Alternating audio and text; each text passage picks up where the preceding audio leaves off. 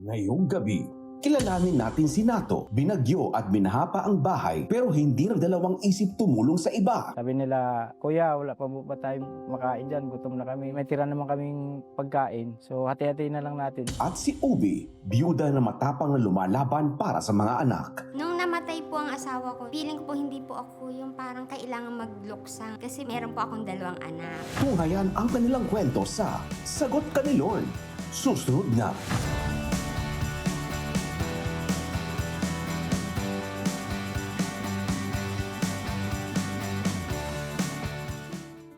Ang hirap isipin na sa isang iglap, pwedeng magbago ang buong buhay ng isang pamilya dahil sa kalamidad. Totoo yan, libo-libong kababayan natin ang tinamaan ng sunod-sunod na hagupit ng Bagyong Tino at Super Bagyong Uwan. At hanggang ngayon, ramdam pa rin nila ang bigat ng pinsala. May mga kamay na tumutulong, pusong nagmamalasakit at Diyos na laging handang tumugon. Kaya ngayong gabi, sama-sama tayong maging daluyan ng pag-asa at pagpapala. Welcome to Day 8 of the 700 Club Asia Live Telethon. Dahil sa bawat bagyo ng buhay, Sagot ka ni Lord! Live na live tayo ngayon sa GMA at napapanood din tayo sa cbnasia.org/livetv, sa Facebook page at YouTube channel ng The 700 Club Asia. Kaya naman, i-share nyo ang live stream at gamitin ang hashtag Sagot ka ni Lord. Sa mga kababayan natin abroad, mapapanood din tayo sa GMA Pinoy TV. Simula pa last week hanggang ngayon, ang ating sama-samang pagbabayanihan ay umabot na sa 2,840,512 pesos. So keep calling, keep giving, maging bahagi tayo ng sagot ng Panginoon sa dasal ng ating mga kababayang nangangailangan. Kaya scan the CBN Asia QR code on your screen or visit cbnasia.com/give para sa mga paraan ng pag-donate sa CBN Asia. Maaari din kayong tumawag sa mga numerong nakikita ninyo sa inyong TV screen or di kaya makipag-chat sa The 700 Club Asia Facebook Messenger. Makakasama natin to receive your donations is Papuri Artist Pastor Jonover Luklukan. Alam mo, Sonja, nang tumama ang Bagyong Tino sa Cebu, maraming mga kababayan natin doon ang nasalanta. Halos wala nang natira at ang iba naman ay ubos ang lahat ng naipundar na ari-arian. Tama ka dyan, Iko, no? At nakakalungkot nga na yung kanilang sitwasyon. Pero sa gitna ng trahedya, may mga kababayan pa rin tayong piniling tumulong katulad ni Renato. Panoorin natin ang kanyang kwento. Lumikan sa langit. Oh. Bago po nangyari yung bagyo, Tino, bago po siya dumating, nung araw ng linggo, yung nadatnan namin na yung langit kulay pula, kaya medyo nagtataka kami. Sabi ng misis ko, Lord, wag naman po sana. Kasi may mapamahiin po na pag may mga ganyang sign, medyo may masama na ano. Sabi ko, wag nang isipin yun, wag kang magpapadala. Parang wala lang kasi yung bagyo, hindi na magano kalakas. Yung hangin, parang normal lang na habagat. Ayun po, sabi nung anak ko, nung mga around 5 na, yung tubig, parang pumasok na. Eh, bumangon ako agad, dito sa labas. Tinitingnan ko doon.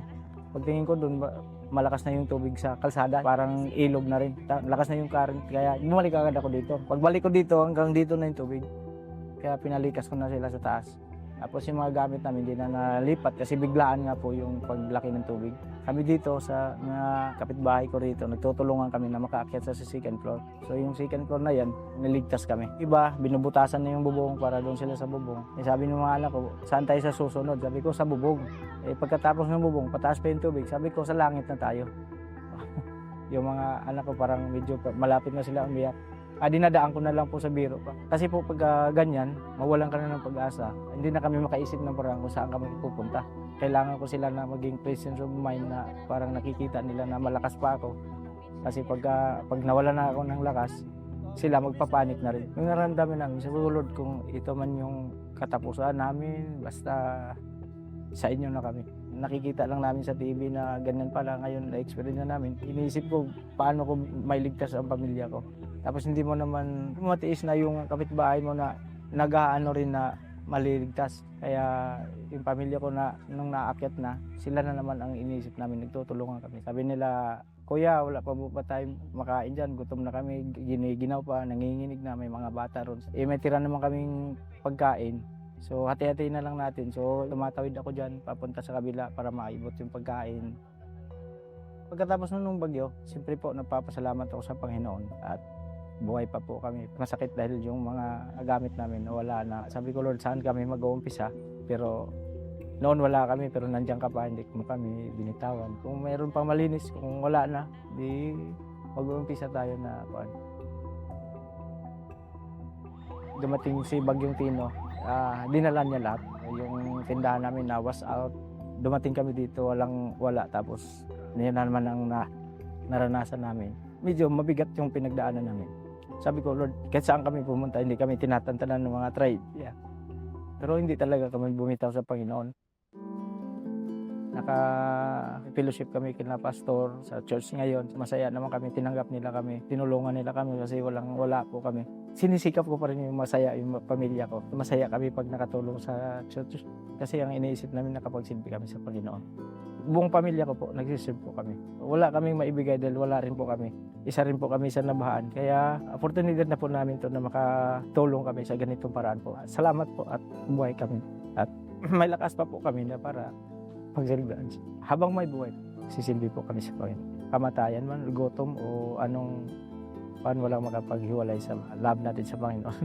Marami pong salamat sa Operation Blessing po na talaga pong ginugugol niyo ang panahon niyo para sa ganitong mga sitwasyon. Kahit wala na po kami matanggap, basta yung mga kapitbahay namin, yung mga nasalanta, sila mabibigyan. Dahil alam po namin na pag nag-serve kami sa Panginoon, hindi talaga kami ma-thank you sa Panginoon. Nakatulong talaga yung solar lamp, yung banig. Kita naman yung mga gamit namin dyan, putik, hindi pwedeng laban dahil walang tubig. Laking tulong po talaga. Lahat ng binigay. Yung bigas, di man biro, yung makatanggap ka ng 5 kilos. Talagang masaya kami dahil nagbibigay ng effort sila para makarating na sa amin. Hindi biro ang pinagdaanan ng team o ng gamit para makarating dito. Marami pong salamat at palagi po kayo pagpalain ng Panginoon. Hindi ko po masabi na makabangon ako pero sa tulong po ng Panginoon, makakabangon po kami ulit. Kahit anong mangyari, hindi kami bibitaw sa Panginoon. Iko, I have no words. But, I admire Renato. There's just this quiet conviction in him na, sagot ako ni Lord. Ay, hindi ko alam kung anong mangyayari bukas, pero sagot ako ni Lord. Tapos ramdam mo, no, na kahit na sabi niya nga na kahit sunod-sunod yung mga trahedya, grabe yung gratitude na nag-uumapaw sa puso niya, na talagang alam niya and confident siya na sagot siya ni Lord. So, saludo po kami sa inyo, Sir Renato. At saludo rin kami sa inyong patuloy na sumusuporta sa Operation Blessing. Dahil sa inyo, nakakarating tayo sa mga lugar na pinaka-apektado ng kalamidad para maghatid ng pagkain, pangunahing pangangailangan, at higit sa lahat ay pag-asa. Hindi lamang po disaster response ang ginagawa ng Operation Blessing. Meron din tayong life-changing surgeries para sa mga kababayang may medical conditions gaya ng cleft lip, clubfoot, katarata sa mata at heart defects. Ang magandang balita, many of these conditions can be treated through surgical procedures. Pero dahil sa hirap ng buhay, hindi nila maabot ang operasyon kahit gustuhin nila. Pero may pag-asa. Sa tulong na inyong donasyon, napopondohan natin itong mga life-changing surgeries na ito.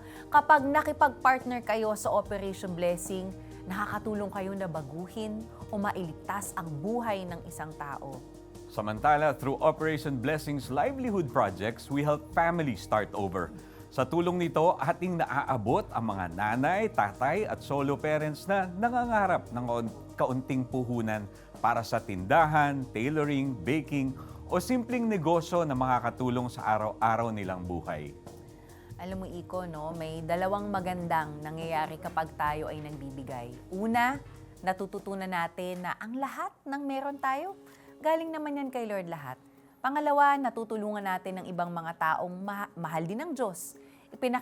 Pinapakita natin sa kanila ang pag-ibig ng Panginoon sa pamamagitan ng ating tulong. Totoo yan. Kaya't maging partner ng CBN Asia ngayon, tawag lang sa numbers na nakikita ninyo sa inyong screen. Joining us today is Papuri artist Jonaver Luklukan together with our Prayer Center representatives to receive your calls and donations. You can also scan the CBN Asia QR code on your screen. You may use bank transfer or e-wallet to donate. For other ways to give, here's how. You can give without loving, but you can never love without giving. Give love to our kababayans in need. Partner with CBN Asia. H. Hassle-free giving using credit card. GCash, Maya. E. Electronic banking through BDO. BPI. Metro Bank.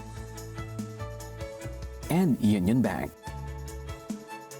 A. Accredited remittance center of M. Louvillier and RD Pawn Shop or iRemit Abroad. R. Register and pay in 7-Eleven. T. Text the Prayer Center 0917-126-1442. or call 8737-0700. Partner with CBN Asia now.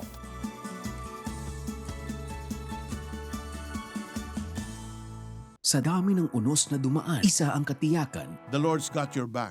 Pakinggan ang Sagot Ka ni Lord audio teaching ni Peter Kairos. Matatanggap mo ang exclusive audio streaming access kapag nag-donate ka ng 500 pesos sa CBN Asia. Tuklasin ang 7 hakbang para sa muling pagbangon ng iyong pananampalataya. Matatanggap mo ang exclusive online access sa 7 Steps to Spiritual Renewal video at discussion guide kapag nag-donate ka ng 2,500 pesos sa CBN Asia. Be reminded of the gift of Jesus. Matatanggap mo itong special scroll kapag nag-donate ka ng 10,000 pesos sa CBN Asia. Plus, ang bonus na regalong Tanglaw Advent Devotional para sa pamilya ngayong Kapaskuhan. Donate now and be a CBN Asia partner today. Malaking hamon kay Ubi ang pagiging single mom. Taong 2016 nang pumanaw ang kanyang asawa dahil sa heart attack at ruptured brain artery. Simula noon ay mag-isa niyang binuhay ang 2 anak. Nung namatay po ang asawa ko noon, feeling ko po hindi po ako yung parang kailangan magluksang, yung umiyak ng umiyak lang. Kasi po, meron po akong 2 anak. So, yung panganay ko po nung time na yon 5 years old. Tapos yung bunso ko po 10 months. Umiyak ako na umiyak. Paano yung mga anak ko? Nagtatrabaho noon si Ubi bilang accounting staff sa isang kilalang bookstore. Naiiwan niya sa kanyang hipag ang mga anak. Bagamat laging pagod, para sa mga anak, walang hindi kakayanin. Kailangan hindi po gising yung mga anak ko. Pag aalis ako kasi, iiyak po sila. Papasok po ako ng maaga. Pagdating ko po sa bahay yun, yung mga dedehan, linisin ko pa po yun. Sa gitna ng pagod, humuhugot ng inspirasyon at lakas si Ubi sa mga kwentong napapanood sa The 700 Club Asia. Kung ano po yung nagpatatag sa kanila, parang ina-apply ko din po sa buhay ko po. Kahit parang pili mo, antok ka na kasi galing ka sa maghapong trabaho. Ang hirap po, pero nakakayanan ko po dahil po sa mga prayers. Habang lumalaki ang kanyang mga anak, hanap pa rin nila ang presensya at kalinga ng isang ama. Mami, hanap na tayo ng bagong daddy. Tapos sabi ko, bakit anak? Para may manonood sa akin sa school pag may program daw po. Siguro po parang naiisip ng anak ko, bakit siya hindi kumpleto ang family pag may program sa school. Tapos yung bunso ko naman po, sana daw po bumalik na siya sa pagiging baby. Para daw po kasama niya yung daddy niya. Sa mga pagkakataong higit na ramdam ni Ubi ang pagiging single mom, isinusuko niya sa Panginoon ang mga kabigatang pinapasan. Naging karamay niya sa panalangin ang CBN Asia Prayer Center. Gumagaan yung pakiramdam ko pag nakakausap ko po sila. Kasi po parang feeling ko po na andyan lang po si Lord katabi ko pag pinagpipray po nila ako. Sa kabila ng sariling pangangailangan nilang mag-iina, nagkaroon si Ubi ng pusong magbigay at tumulong sa ibang nangangailangan. Pag napapanood ko po si Operation Blessings, talagang habit ko na po yung pagdodonate. Kahit maliit na halaga lang po, nakakatulong po ako sa iba. Kumuha ng Civil Service Exam Professional Eligibility si Ubi. 2 beses siyang nabigo pero hindi siya nawalan ng pag-asa. Basta pinagpipray ko lang po kay Lord na makapasa po ako. 80 po kasi yung passing grade noon. Tapos nung nabasa ko po yung resulta, 85 po yung average ko. Ang Panginoon ay naging mabuti at tapat upang sagutin ang mga panalangin ni Ubi. Sa ngayon ay may magandang trabaho na si Ubi. napupunuan na ang kanilang mga pangangailangan at napag-aaral pa ang mga anak sa private school. Sa goodness and faithfulness ni Lord sa aming buhay po. Sobrang thankful sa lahat-lahat. Iko, parang obvious na God held her through it all. I can't even imagine the depth of her sorrow when she lost her husband. But sagot na sagot siya ni Lord. Oo, grabe tong gabi na to. Iyak ka ng iyak. Yung nga eh. Nakakahanga ang pananampalataya ni Ubi sa Panginoon. At hindi lang yun kahit gipit siya, nagkaroon pa siya ng pusong tumulong sa iba sa pamamagitan ng pagbibigay sa CBN Asia. Yes, kaya nga paalala sa atin ng 2 Corinthians 9 verse 7, each of you should give what you have decided in your heart to give, not reluctantly or under compulsion, for God loves a cheerful giver. Kapag inuuna natin sa Lord, siya naman talaga ang bahala sa atin. At katulad ni Ubi, inayos ng Panginoon ang kanyang buhay. Ngayon, nag-aaral pa ang kanyang mga anak sa private school. Talagang tapat ang Diyos. Kaibigan, baka ikaw ay may pinagdadaanan din na matinding pagsubok ngayon. Gusto kong sabihin sa'yo, may pag-asa. Si Jesus ang sagot. Tanggapin mo siya ngayon bilang Panginoon at sariling tagapagligtas ng iyong buhay. Let's pray. Panginoon, maraming salamat Panginoon na kami nanonood ngayon ng programang ito at dinala mo kami sa pagkakataong ito na ma-realize namin, Panginoon, na kailangan ka namin. Lord, tinatanggap po namin at inaamin namin ang aming mga pagkakasala. At sa sandaling ito, ikaw ay tinatanggap namin ng buong buo bilang aming tagapagligtas at Panginoon. Mula ngayon, Panginoon, sinusuko namin ang buhay namin sa inyo. Kayo na po ang bahalang manguna at magdirekta ng aming mga steps. Maraming salamat, Panginoon, dahil ikaw ay buhay at alam po namin na mararanasan namin, Panginoon, ang tagumpay sa pangalan ni Jesus. Amen. Sumabay ka ba sa prayer at tinanggap si Jesus bilang Diyos at tagapagligtas? Balitaan mo naman kami. Please send us the message. Yes, tinanggap ko si Jesus through text or via the 700 Club Asia Facebook Messenger o comment section ng YouTube channel o tumawag sa prayer center para maipagdasal ka namin. Grow in your faith. Join our online Bible study group today. Just type BSG in the comment section of the 700 Club Asia YouTube channel or Facebook Messenger to receive details. Pagpuan na kumugawas na kuman dito na nalino. Nilak man mi. Man pagkuan nidagan mi dito sa kalsada. Kulban ko. Dito man ko tagpundo ila pastora. Kung wala na linog dire ako. Kato after sa linog nga wala mi kog kwarta nga wala mi anak ko nga usahon man nato ni asa man ta paingon makakuan ta og pagkaon. Ana una-una pud nako. Pwede ka ako makapangutang sa kong silingan, so napay time nga maglaba ko. Walay magpalabada, sa isa ka adlaw, ka isa lang may kakaon.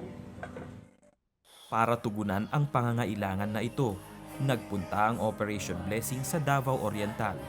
Kasama si Maricel sa daan-daang pamilya na nakatanggap ng food bag. Marami ang katulad ng pamilya ni Maricel na nakaranas ng kakulangan sa supply ng pagkain sa kasagsagan ng malakas na lindol sa Manay, Davao Oriental.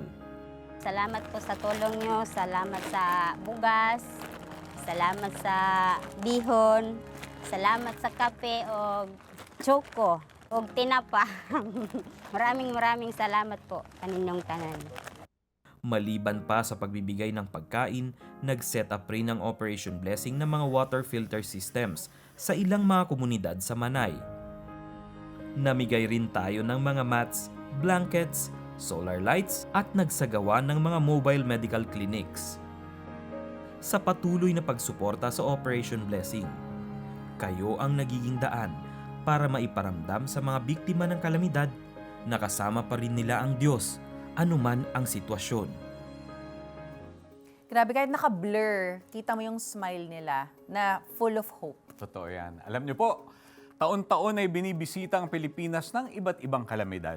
Being a country within the Pacific Ring of Fire, hindi na bago sa ating mga Pilipino ang bagyo, lindol at iba't ibang sakuna. Pero kahit gaano tayo kasanay, hindi pa rin madali kapag bigla ang tumama ang trahedya. At sa mga ganitong panahon, isa sa mga tanong ng mga tao ay, paano ba magsisimulang muli? Wala nang mauuwi ang bahay, wala nang makain pati tubig, kontaminado. Buti na lang, sa pamamagitan ng One Step Ahead campaign ng Operation Blessing, agad tayong nakakaresponde sa mga kababayan nating biktima ng sakuna. Within 72 hours after a disaster, nasa ground na ang Operation Blessing Disaster Response Team, bitbit ang pagkain, tubig, ilaw, kumot at iba pang kailangan ng mga pamilya para makapagsimula muli. Bukod sa mga relief goods, dala rin natin ay pag-asa. Yung pakiramdam na hindi ka nag-iisa, nandito kami, nandito si Lord. Alam mo, Soj, tanong ko lang, paano nga ba naghahanda at kumikilos ang Operation Blessing para maabot ang mga kababayan nating pinaka-apektado ng sakuna? Perfect ito, panoodin mo, Iko. Yan ang sagot. Okay. Hello! Good morning, everyone! Sir John, bakit walang tao? Hi, Sonja. So we have a team in Basilan doing 1-week medical mission. And we also have a team in Tarlac taking care of Aita children. In Albay, we have a eye patient for our life-changing surgeries. And then we have a team in Cebu right now to address the earthquake survivors. And there was an earthquake in Davao. And whenever that earthquake strikes or disaster strikes, Operation Blessing need to be on the ground within 72 hours. That's our mandate.